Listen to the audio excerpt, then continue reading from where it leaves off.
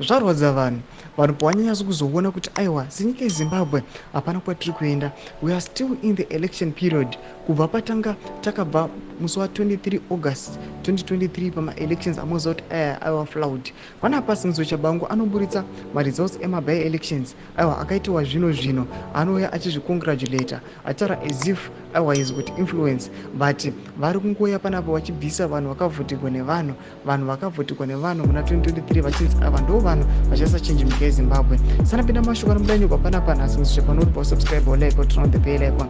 Anoposta this picture amuri kuona aiwa rema-results ema-by elections onye achiti this is what happened to the recently held by elections in Binga. As the opposition, we have a lot to do. If we are to win the people's minds back from ZANU-PF, we need to pull our sources up towards 2028, and the time is now. Unity of purpose is the way to go. Let's bury our differences. Anoposta ma-results amuri kuona ayo.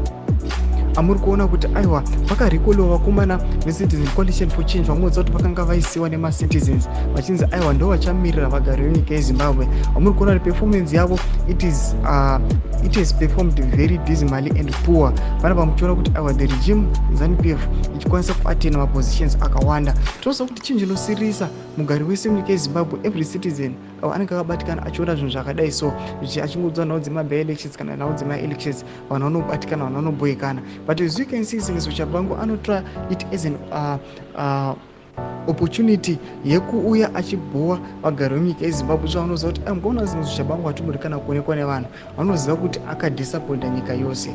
Ndotize mafungiro enyu moti kudii pamusoro pechiitiko ichi. Tiona kuti our country ichingori mu-election period hapana kuona kwatiri kuenda nekuda kwevakomana ava vana Sinzo Tshabangu. Tiudze mafungiro enyu pene comment section medu.